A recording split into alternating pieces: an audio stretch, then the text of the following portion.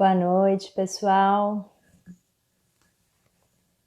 Muito bem-vindos, bem-vindas. Se a gente consegue se conectar.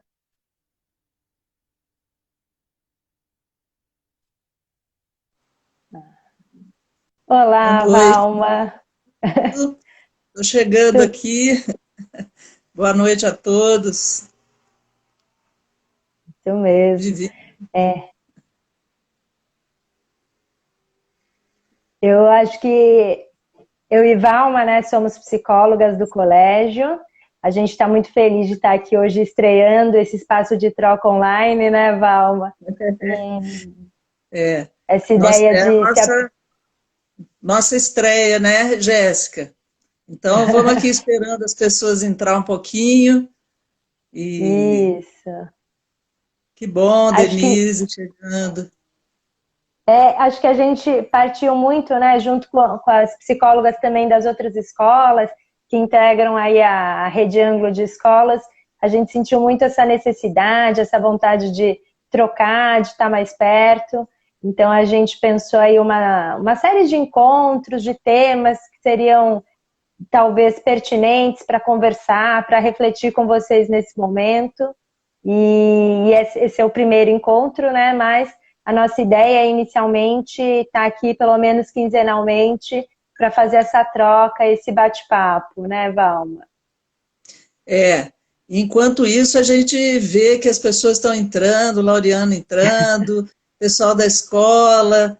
É bom saber que as pessoas vão reservar um pouquinho do tempo delas para estar conosco aqui, né? E o nosso Exatamente. intuito é trazer alguns elementos para reflexão, e isso é que é o mais importante, né? Promover essa troca, né? E exatamente, trazer elementos para a gente pensar e sempre ampliar um pouquinho, né?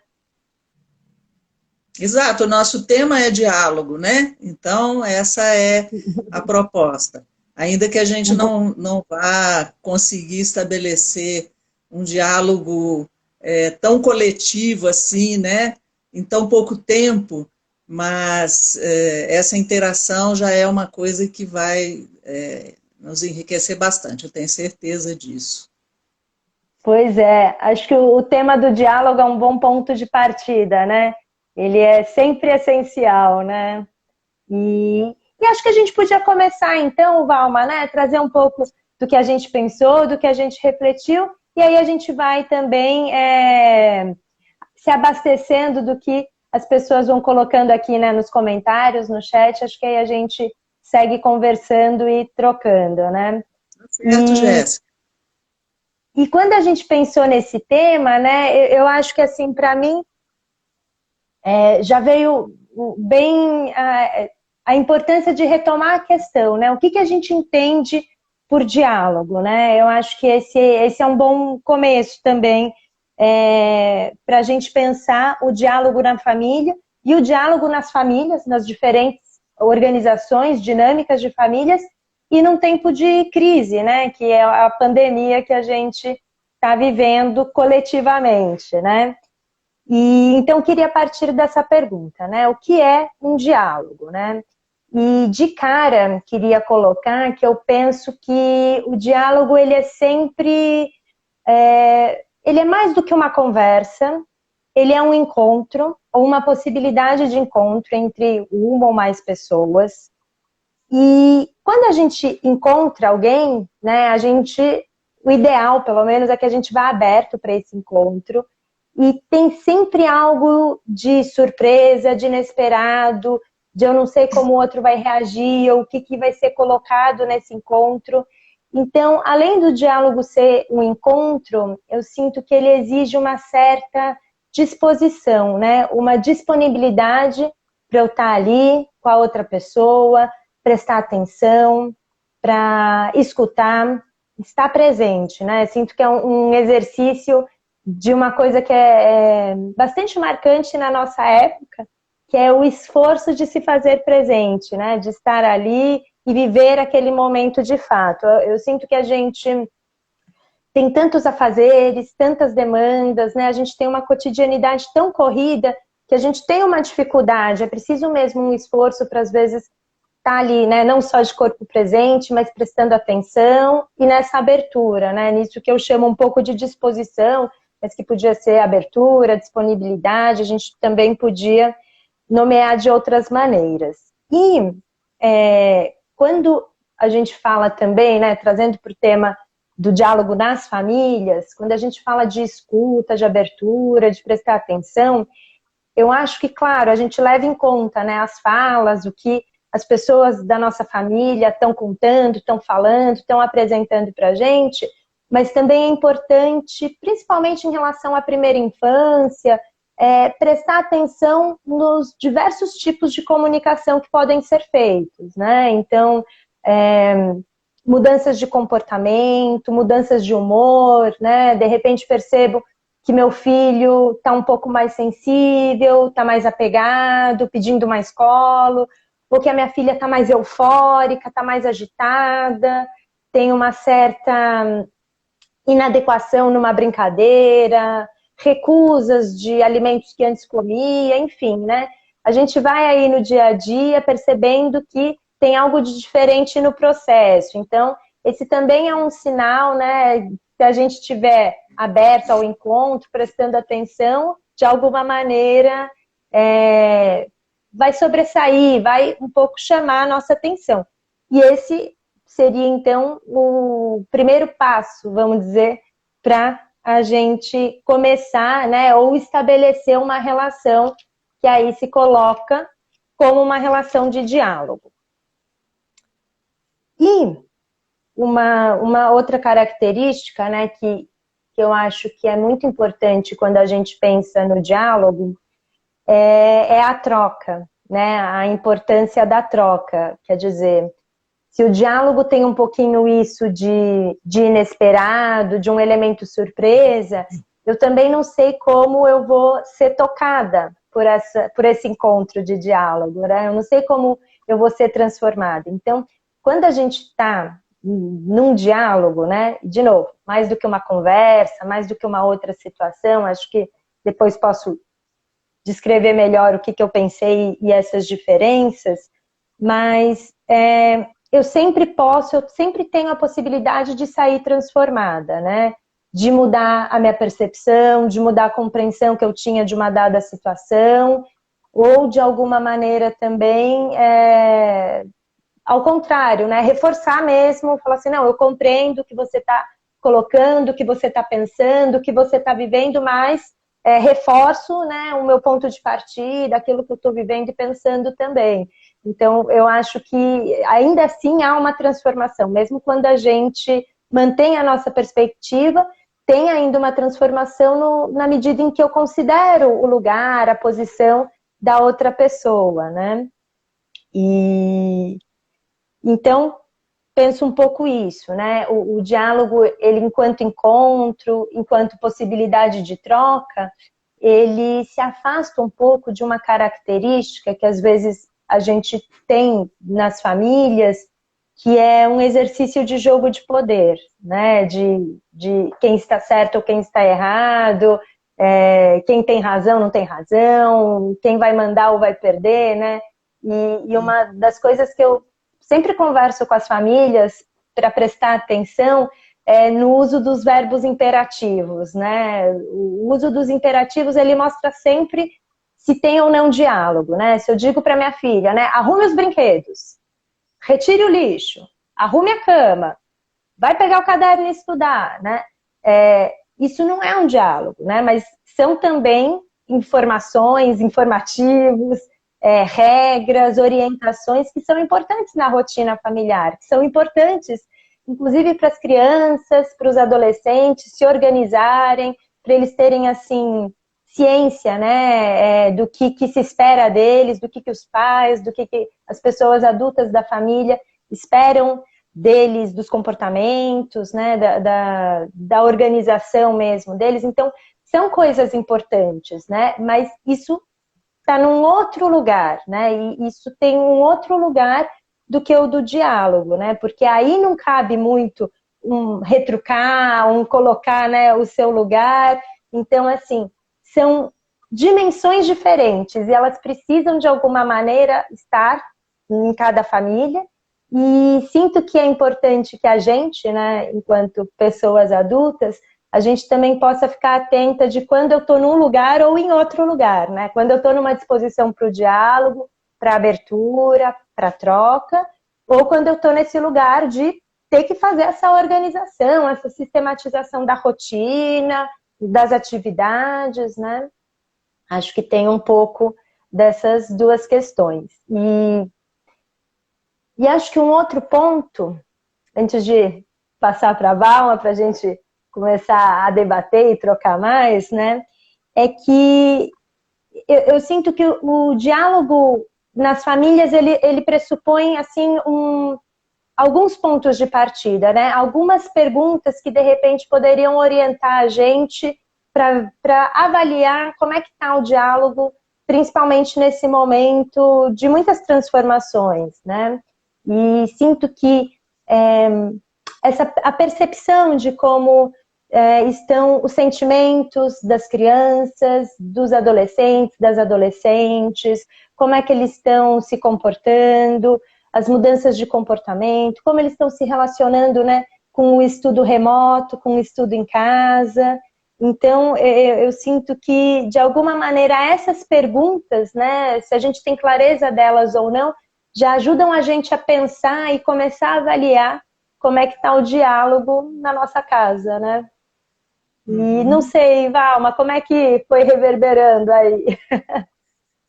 Não, na verdade, eu acho que você traçou o trajeto completo do que a gente se propôs a trazer para cá, né?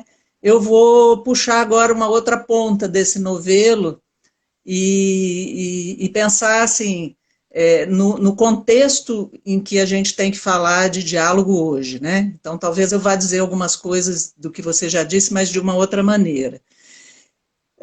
Na verdade, a gente virou a esquina e deu de cara com um caminhão, uma jamanta, né?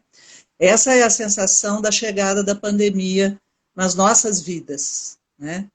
Então, de uma hora para outra, aquilo que hoje a gente tenta transformar em oportunidade foi uma imposição na nossa vida e que gerou uma mudança concreta muito grande na nossa vida, né? Então, quando a gente pensa nas famílias e nas diversas famílias, como você já bem colocou, que a gente não pode falar da família, né? A gente tem em casa hoje papai, mamãe, filhinhos, a gente tem em casa hoje outras constituições, mãe com filhos apenas, né? Primeiro casamento, segundo casamento, mas, enfim, filhos, netos, né, que moram com avós.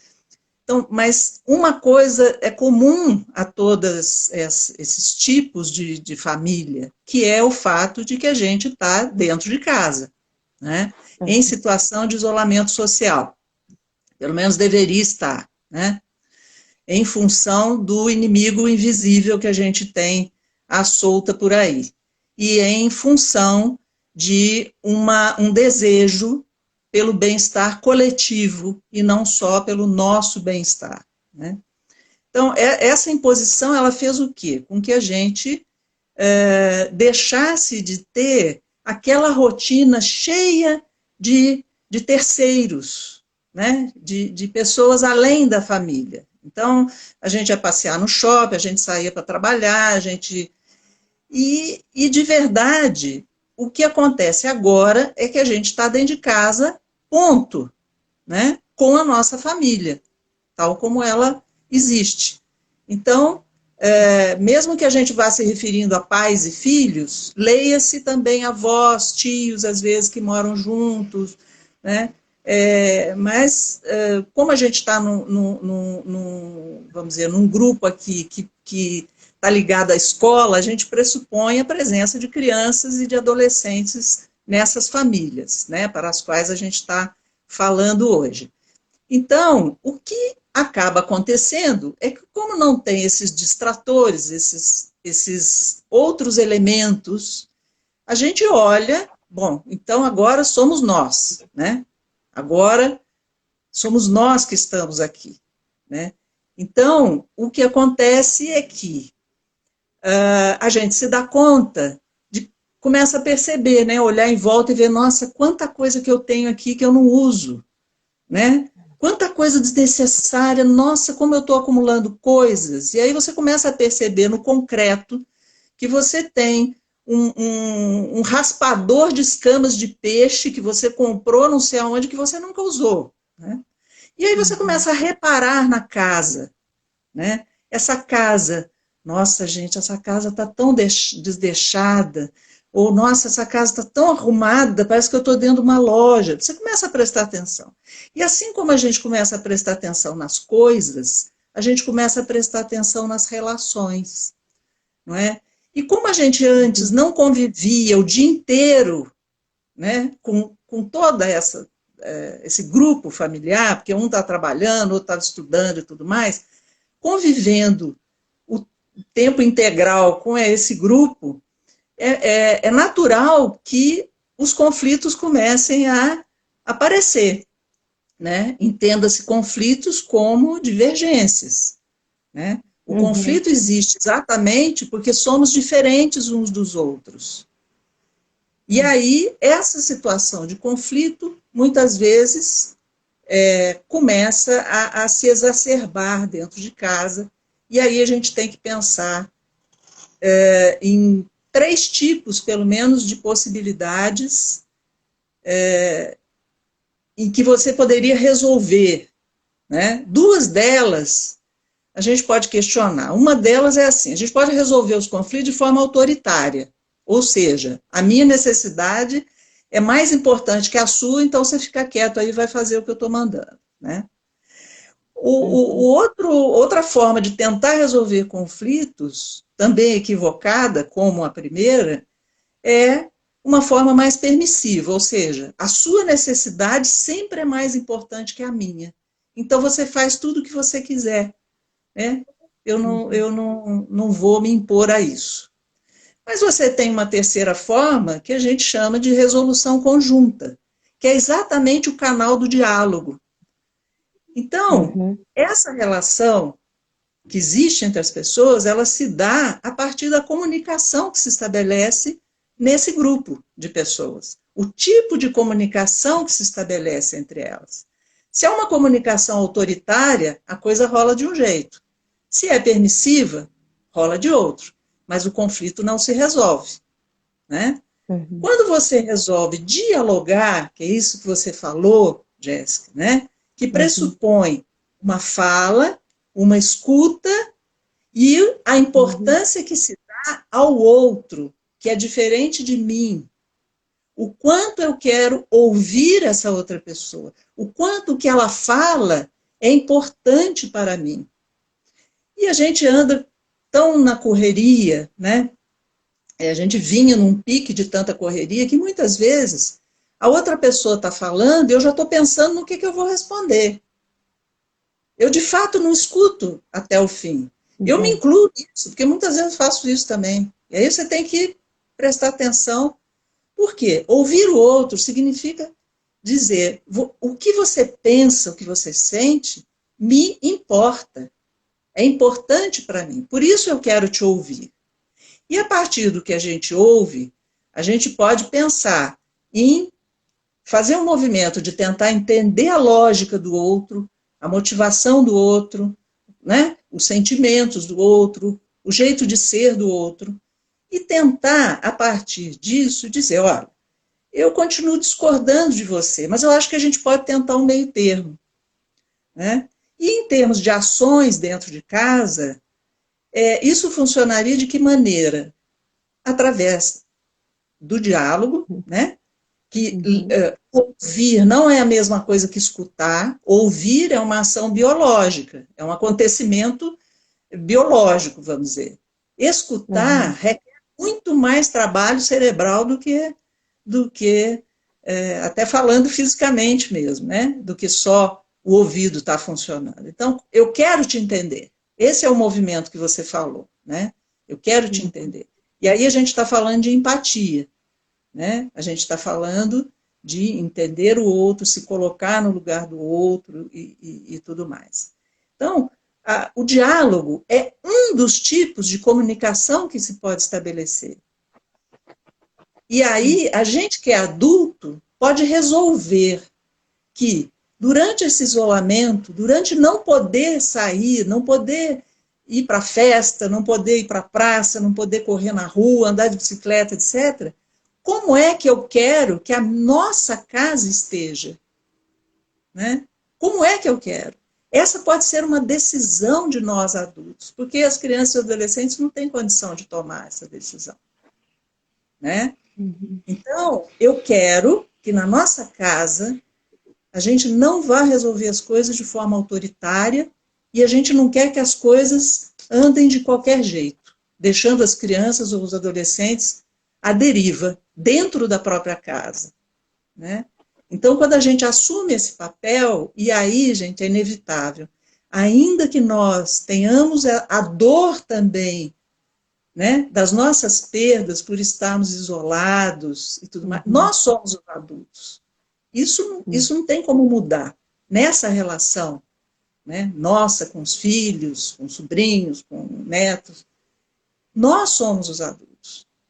Então, nós precisamos cuidar deles, mas também não podemos esquecer de cuidar de nós. Quem são os adultos que estão juntos? Com quais adultos eu posso me conectar para que eu me encha de energia? Né? Então, eu acredito muito que a decisão de como nós vamos passar por isso, que a gente não sabe quando vai terminar, e a gente não vai ser igual nunca mais o que a gente era antes, né, pelo tanto de coisas que a gente tem experimentado hoje, eu acho que é uma decisão que a gente pode tomar. E aí a gente muda o clima de dentro da casa, a gente instaura qual é o clima que a gente quer. E mesmo nas relações, a gente começa a ponderar como a gente fez com as coisas, assim, ai gente, isso não é tão importante, porque agora sim eu estou vendo o que é de fato importante. Putz, eu tenho dinheiro, mas não posso viajar. Eu tenho carro, mas não posso andar. Né? Eu tenho o título do clube, mas eu não posso frequentar. Então, se eu não posso fazer nada disso, o que é o mais importante? O que mais está me fazendo falta, gente? O que mais está fazendo falta para a gente? É encontrar com as pessoas, é voltar para a escola, trabalhar junto com os alunos, né? É voltar para o trabalho, para a minha repartição. As pessoas, gente. Então, é isso, né? Esse olhar para essas pessoas que estão dentro da casa, através do diálogo. E o diálogo, o que é? Ele envolve palavras, envolve expressões corporais, faciais, tom de voz e atos, atitudes. Né? Muitas vezes, se essas coisas não estão em consonância, se elas não têm uma correspondência, a primeira coisa que se desacredita aí é a palavra. A palavra passa a não valer. Porque eu digo assim para vocês, você não está entendendo o que eu estou falando? Eu quero que a gente seja carinhoso aqui dentro de casa. Eu estou dando uma mensagem que o conteúdo é uma coisa e a forma é outra. E muitas vezes a forma assume uma importância muito maior do que o próprio conteúdo. E as crianças, desde muito cedo, elas reparam nisso. Nossa, mas espera aí. A minha mãe falou aquele negócio, mas ela não faz isso que ela falou. Né? E quando ela fala comigo, não grita! Então, uma coisa entra... Então, assim, se a gente conseguir, gente, mesmo com todas as dificuldades, buscar uma coerência, relaxar um pouco no sentido de que a gente, adulto, também não tem que achar que a gente tem que ser perfeito, que a gente, como sempre, a gente vai errar, a gente vai acertar, né? A maioria dos erros que a gente comete tem volta, tem como voltar, tem como refazer, tem como restaurar. Então, é isso, acho que eu já falei muito, né, Jéssica? Eu peguei o embalo, mas eu queria chamar a atenção um pouco assim para o papel do diálogo dentro da definição das relações que se estabelecem, né? Seja em qualquer grupo. E no grupo familiar, nesse momento, isso tem estado na pauta, né? Puxa, Valma, você foi falando e eu fui pensando várias coisas, até, né, anotei algumas questões aqui, mas acho que dois pontos queria um pouco retomar, né, para a gente seguir conversando e refletindo, que é justamente isso, né? A gente tem hoje uma variedade muito grande de modelos, de dinâmicas familiares. Mas eu sinto que quando a gente fala num contexto, né, a gente está aqui falando num contexto de famílias que estão conectadas com a escola, a gente tem sempre uma divisão entre pessoas adultas, né, sejam elas pais, avós, tios, padrastos, madrastas, e a gente tem crianças, jovens, meninas e meninos, né? Então, isso é sempre importante da gente ter em mente, porque isso traz responsabilidades e papéis diferentes para esses conjuntos diferentes de pessoas dentro da dinâmica, né, familiar. E fiquei pensando que quando você traz, né, achei muito legal que você traz assim as três saídas, né, de lidar com divergências, com conflitos, com esses inesperados, né? A gente pode ser autoritário, a gente pode ser permissivo, ou a gente pode tentar a conversa, o diálogo, né? A troca. E para mim ficou assim muito forte o diálogo como um espaço e uma experiência em que a gente legitima a outra pessoa, né? Porque se eu sou autoritária, eu estou muito conectada com as minhas necessidades, com as minhas demandas, mas ao mesmo tempo eu anulo uma possibilidade de entender que talvez a minha demanda seja diferente da demanda do meu filho, da minha filha, do meu marido, da minha esposa. E ao mesmo tempo, se eu sou permissiva, eu também me anulo, né? Ou assim, não deslegitimo também as minhas necessidades, as minhas possibilidades. E aí a gente está sempre num lugar muito desigual para justamente poder estabelecer um espaço de troca, de compreensão e de ampliação, né? Porque quando a gente quando a gente privilegia o diálogo como uma saída para lidar com as questões familiares, com os conflitos, ele justamente tem uma potência, né, em que eu estou em consideração, a outra pessoa está em consideração e a gente pode sair transformada mesmo nessa relação, né? Não tem, a gente sai um pouco dessa lógica de fazer o que eu quero ou fazer o que você quer para ver o que é possível, né? Nesse Exatamente. momento. E a grande vantagem, Jéssica, disso que a gente chama de resolução conjunta, né, através do diálogo, é que quando a resolução é conjunta, todos os envolvidos são responsáveis pela conclusão. Então, o que nós decidimos fazer? Né? Nós decidimos juntos. Então, nós vamos fazer juntos. Né? Porque uma decisão extremista, né, ou autoritária, ou permissiva e tudo, ela não responsabiliza, ela não gera compromisso. E quando você junto faz combinados, né, faz planos juntos, faz uma rotina juntos, né? Claro, isso depende da faixa etária, né? Você tem famílias aqui que têm crianças que não falam ainda, ou que, né, estão começando agora, mas isso vai evoluindo à medida que a criança já é portadora de uma linguagem com compreensão, né? E que ela já faz uma leitura de uma comunicação não verbal. Aliás, a criança tem uma sensibilidade muito grande, né? E às vezes ela olha para você, mamãe, você está chorando? Não, mamãe não está chorando, a mamãe está... Então, ela começa a entrar num jogo que é um jogo de mentiras com boas intenções, mas ela percebe... Porque anula até a percepção dela, né? né? aquilo que ela está percebendo também vai perdendo um certo valor, um certo status, né? Não, e é ruim porque ela mesma, ela fica com a impressão de que ela é uma má leitora do outro, né? Desde muito pequenininha. Não, eu estou vendo errado. Então, como ela está aprendendo a juntar o que é dito com o que é feito, né, e com o que ela observa, isso muitas vezes gera uma confusão. Mas, assim, eu estou puxando para assim, a vantagem, né, desse diálogo, né, como canal de resolução conjunta. Eu acho que quando você vai por esse caminho, e tem uma escuta empática, né, se colocando no lugar do outro e se interessando pelo outro, você aumenta a confiança e o respeito nessa relação, né? Isso vai sendo cultivado.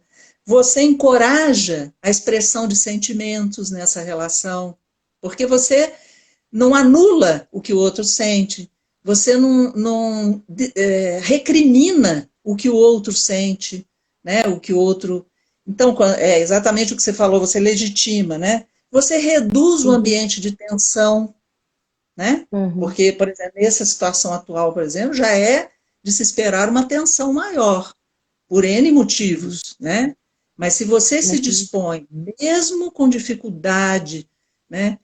Porque às vezes a gente fala assim, mas é muito difícil, é fácil falar, mas é muito difícil. Mas se a gente não começar a tentar, a gente não desenvolve, né? Isso. E também você acaba estimulando os filhos, as crianças, os adolescentes, a colaborar na solução do problema, né?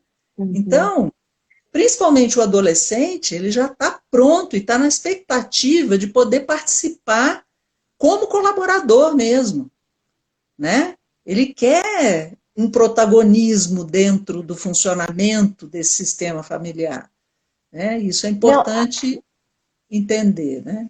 Achei muito legal isso que você coloca da corresponsabilização, né? E fiquei pensando na questão do engajamento, né? Porque, assim, quando eu estou engajada, quando eu sinto que eu sou valorizada, isso aumenta a minha responsabilidade, né? E possivelmente também o meu engajamento enfim, né? Na dinâmica, na resolução, na reflexão sobre alguma questão que esteja posta ali para a família.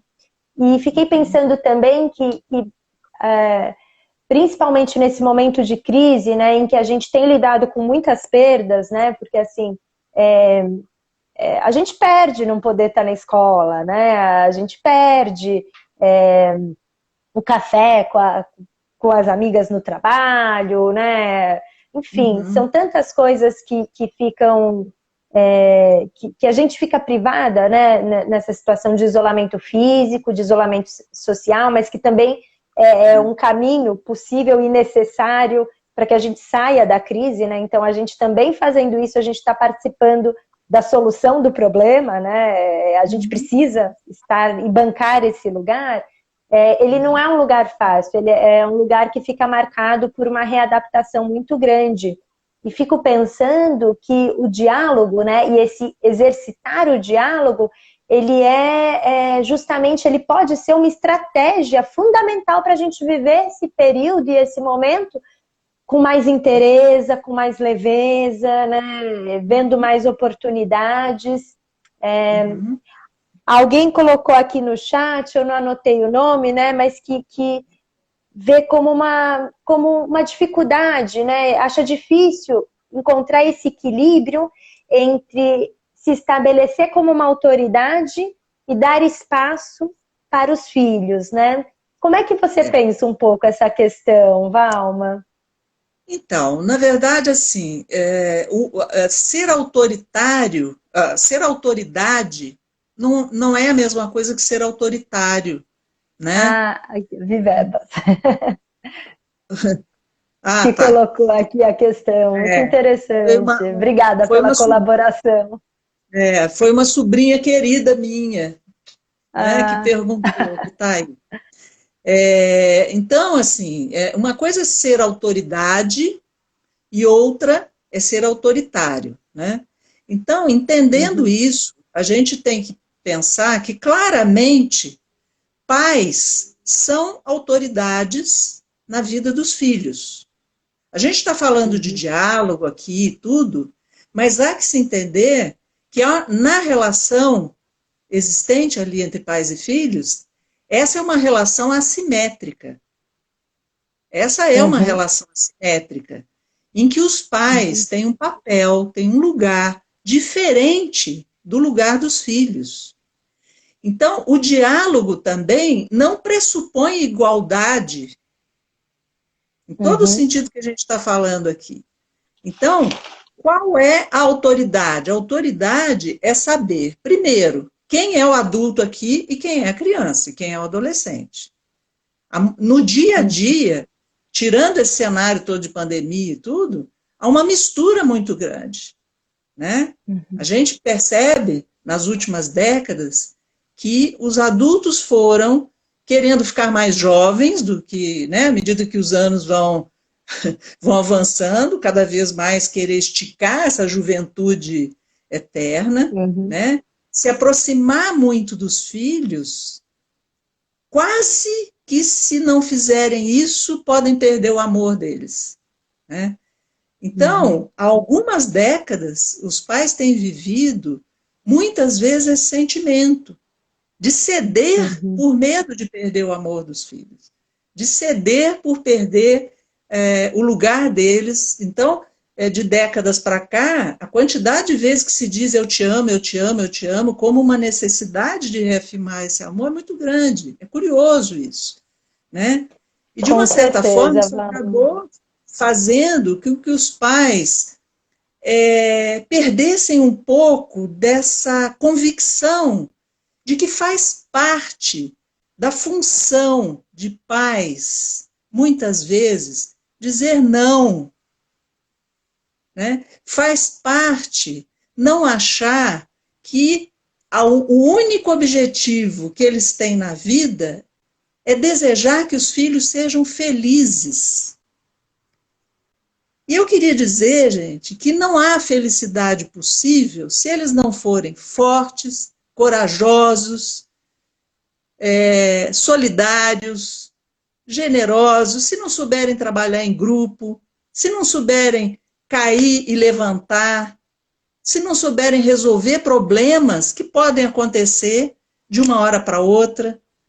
Então, fortalecer os filhos é amar esses filhos no lado mais difícil, que não é agradá-los, não é estar com eles no colo o tempo todo, e não é, sobretudo, fazer tudo que eles querem.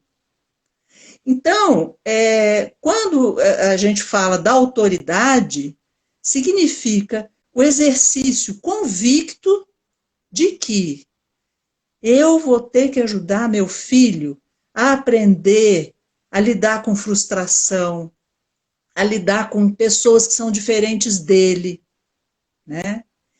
E, na verdade, muitas vezes, os pais vão ter que entender a diferença. Vocês não precisam e não podem fazer tudo o que eles querem, porque os pais precisam fazer o que eles precisam. E essa diferença, ela é sutil, mas Exatamente. ela é muito importante, né? Porque, assim, alguém precisa estar do lado de lá, do lado chato, do lado que cobra, do lado que frustra, porque isso também faz parte de uma experiência de crescimento e do desenvolvimento de habilidades que vão ser importantes para as pessoas darem conta da vida, né? Eu sinto que há, às vezes, uma dificuldade muito grande, né? Assim, de escutar, eu não queria você como pai ou como mãe, né? Arrumar a malinha para fugir de casa, não sei se as famílias aí já viveram coisas parecidas, né? Exatamente, né? Eu sinto que muitas vezes é difícil sustentar esse lugar de autoridade, mas esse lugar de autoridade ele é fundamental para a construção da subjetividade, né, que é o que a gente lê do lado da psicologia, mas que a gente pode traduzir em termos de caráter, de identidade, de resiliência, né, de habilidades socioemocionais. Quer dizer, é importante que tenha alguém do lado de lá que dê conta de fazer essa parte difícil do trabalho, né, mas que sustente fazer isso porque vê que isso também é fundamental para o crescimento, para o desenvolvimento das crianças, né? E pensando no que foi colocado em relação a esse equilíbrio, a essa dificuldade de equilíbrio, eu sinto que é muito importante a gente ter em conta, né, onde é possível ceder, fiquei pensando nisso, né, e aquilo que não pode, que não é negociável, né? Então, não sei, muitas vezes as crianças estão há muito tempo em casa e aí as famílias começam a falar assim, puxa, não sabe, a hora do jantar tá virando um inferno, porque a criança se recusa a comer, tudo que eu faço é difícil, né? E aí ela quer comer no chão. Ué, mas será que nesse momento, ou hoje, ou durante essa semana, a gente não pode jantar no chão? Estende a toalha no chão, vamos comer no chão, né? Isso pode ser negociável, mas talvez não comer, aí é uma coisa que não dá para negociar. Então, eu sinto que esse exercício também, né, de pensar o que é possível, porque ele entra muito no que você estava dizendo, Valma, do conteúdo e da forma, né? Tem coisas que a gente precisa sustentar, né, o conteúdo, mas as formas podem também ser variadas e ter uma flexibilidade maior para lidar com a crise desse momento, né? E uma outra questão que eu achei muito legal, que você foi colocando da importância, assim, né, da diferença e da importância dos pais nesse lugar de pais, fiquei pensando também de como as professoras, as educadoras e os professores também, eles exercem esse modelo de autoridade, né? Eles fornecem junto com os pais, eles são nossos parceiros e parceiras nesses modelos de autoridade para essa formação integral mesmo da criança, né? E que é uma formação muito importante para lidar com essas crises, com aquilo que está fora do controle, né? Enfim, com as dificuldades que a gente enfrenta aí naturalmente na vida. É verdade. Na verdade, né, se você pensar na família e na escola, ambas partilham a educação global, né, dessas crianças, desses adolescentes. Parceria foi uma palavra que foi se desgastando muito, mas é muito importante que ela seja verdadeira, né, e que a gente saiba e que a gente confie que as famílias estão fazendo o melhor delas, né, e que as famílias possam confiar que a escola está fazendo o melhor dela. E juntos, né, nós estamos formando um sujeito individual e um sujeito social também na escola, né? Agora, nesse momento de não poder ir à escola, a criança e o adolescente estão imersos no grupo familiar. Então, é importante, assim, que esse diálogo, ele tem uma utilidade, vamos dizer assim, no aprendizado das crianças de valores, sabe? De virtudes, né? Quer dizer, como é que é viver coletivamente? Né? Nós estamos aqui, a gente precisa arrumar a casa, a gente precisa fazer a comida, né? A gente precisa juntar o lixo, né? E nós somos um grupo aqui dentro de convivência, né? Então, quando você começa a perceber a chance que você está tendo, que quando você não tinha tempo, porque você trabalhava muito, encontrava com seus filhos pouco tempo e tal, e sempre desejou poder ter mais tempo, para ter mais convívio, está aí, o tempo está aí, né? O tempo está aí e eu sei que ele não é integral, porque há pais e mães trabalhando em casa, de home office e tal. Então, a gente não vai dar tempo de falar de todo tipo de diálogo. A gente podia ter falado aqui, por exemplo, no diálogo entre casais, né? Ou entre os cuidadores adultos que estão com a criança, que estão com... É preciso incentivar esse diálogo também, né? Porque são as autoridades, vamos dizer, nessa relação, que estão ali, né? Que também precisam negociar opiniões diferentes, que precisam compartilhar o trabalho doméstico, que precisam, de fato, compartilhar, e não só dar uma ajudazinha, né? A gente não falou aqui do diálogo interno que a gente tem, individualmente, né? Existe um diálogo que é interno, que é tudo que a gente pensa, né? São os nossos medos, as nossas alegrias internas, as nossas expectativas. Essa é uma conversa também, e que a gente precisa ouvir, né? A gente precisa ouvir o que está dentro da gente, né? Nesse diálogo interno, assim, gente, eu estou muito cansada, eu preciso falar sobre isso, sabe? Eu quero fazer tudo, quero ser uma super mãe, uma super avó, mas eu estou sentindo que eu estou começando a precisar de ajuda, a fraquejar. Então eu começo a ver que eu também passo na frente de todo mundo, porque eu acho que ninguém vai fazer melhor do que eu, né? Eu lavo a melhor louça da casa, então eu não deixo você lavar, porque você... E assim, sobrecarregando de coisas, né?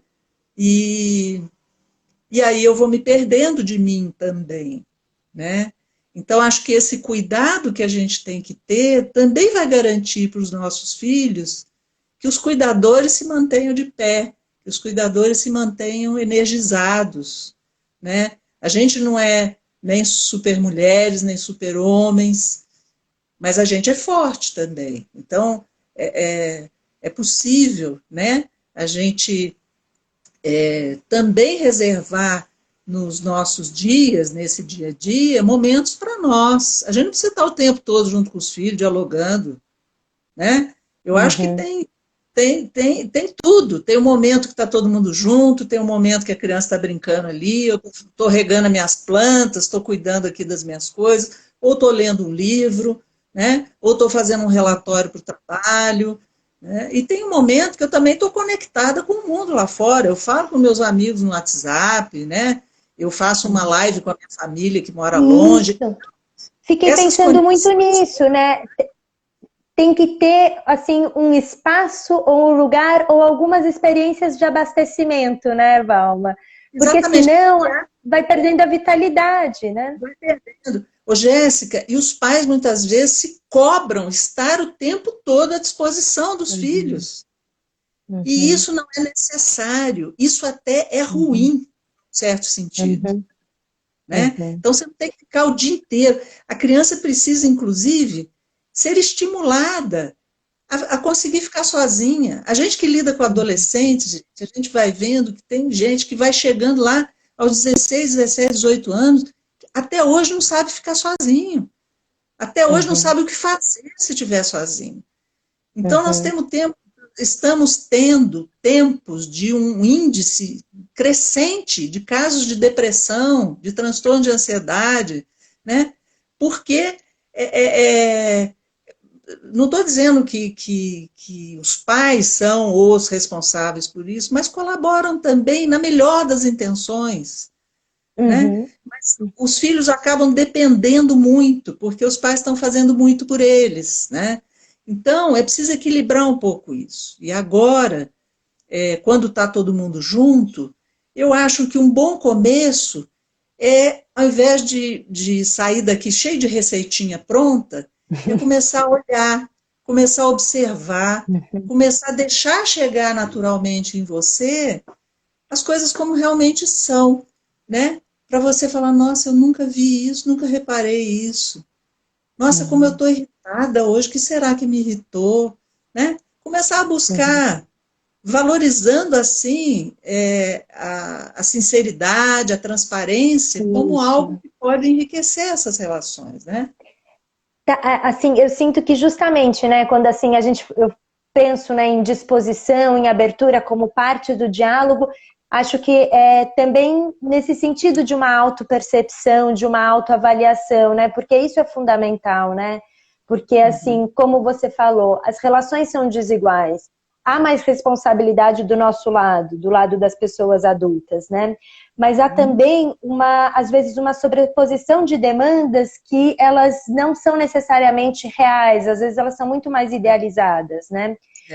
Você foi falando e eu fiquei pensando aqui que no início do isolamento, da pandemia, né, quando a gente, a partir dessa semana a gente está em casa, eu lembro que houve uma sobrecarga muito grande de sites, e claro, tudo muito bem intencionado, de canais, de como entreter as crianças, distrair as crianças, né, 24 horas por dia, e, e ali, assim, né, eu fui percebendo que eu tinha um incômodo em relação a isso, e até surgiam essas demandas, você não pode fazer um manual, ou dar algumas ideias de como entreter as crianças.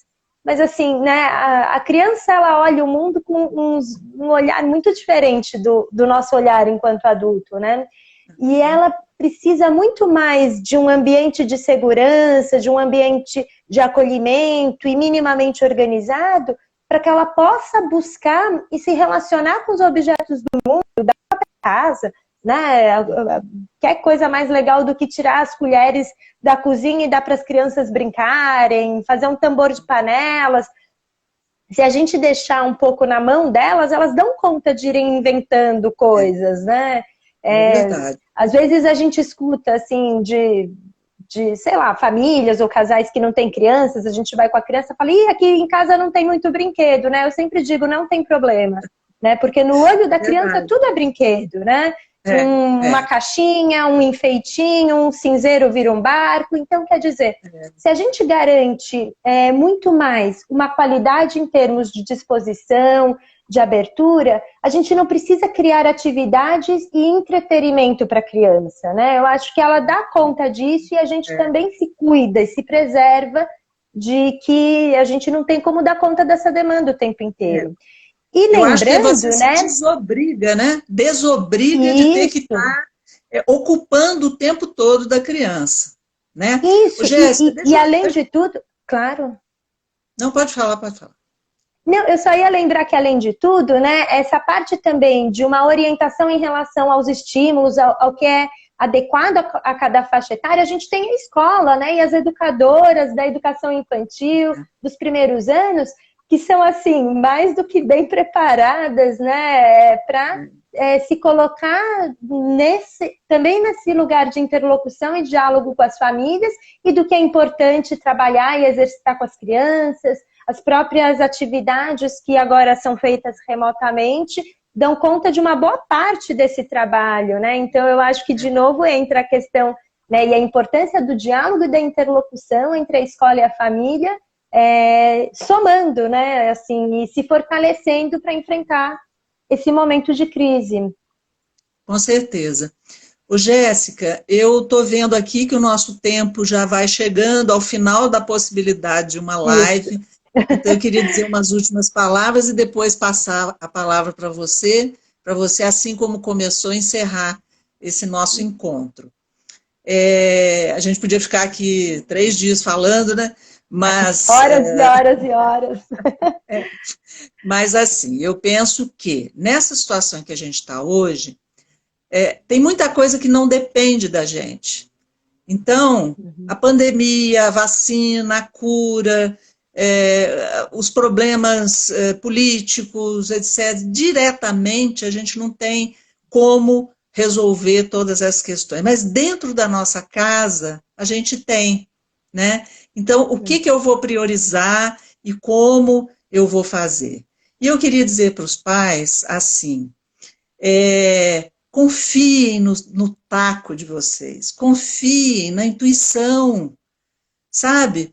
Porque eu acho que já foi dito tanta coisa, que isso é certo, que isso é errado, tantos livros, tantas palestras, Gente, teve uma mãe uma vez que me disse uma coisa que nunca mais eu vou esquecer. Em vários lugares que eu falo, eu digo isso. A mãe, na nossa conversa, falou assim, mas o que você acha? Porque eu sou só a mãe, você que é a psicóloga. Eu falei, ao contrário, eu sou só a psicóloga, você é a mãe. Então, acredite na intuição, acredite que vocês não são perfeitos, que vocês vão errar um pouco, vão acertar um pouco, meio a meio já está ótimo. Como dizia o Winnicott, vocês têm que ser suficientemente bons pais. Isso, 100% estraga, né? Fica bom demais, não dá. Pois é, Valma, mas eu fiquei, sabe, pensando que não foi à toa que a gente escolheu esse tema do diálogo também, né? Eu sinto que a gente sente também a necessidade, né, de estar nessa troca, nessa interlocução rica e viva com as famílias.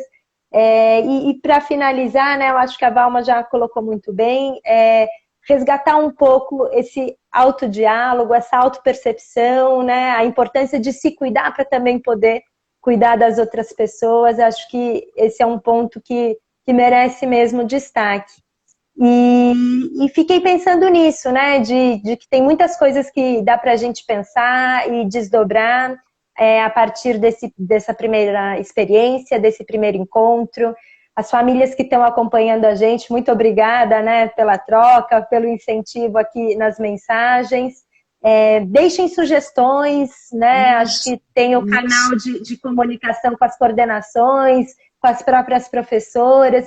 Se tem temas, né? Anotei um tema aqui interessante de falar com os alunos sobre a falta que está fazendo ir para a escola, conversar diretamente com eles.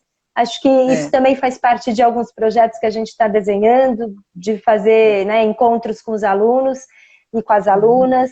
Mas a gente gosta muito, né, de estar com vocês, de estar trocando com vocês. Então, deixem as sugestões, participem e a gente se encontra, então, mais vezes. Muito obrigada, Valma. Foi muito bom conversar e dialogar com você. Vamos seguir em troca, então. Você como parceira aqui, viu? Foi muito bom. Gente, até mais. Boa noite. Boa noite até a o todos. próximo.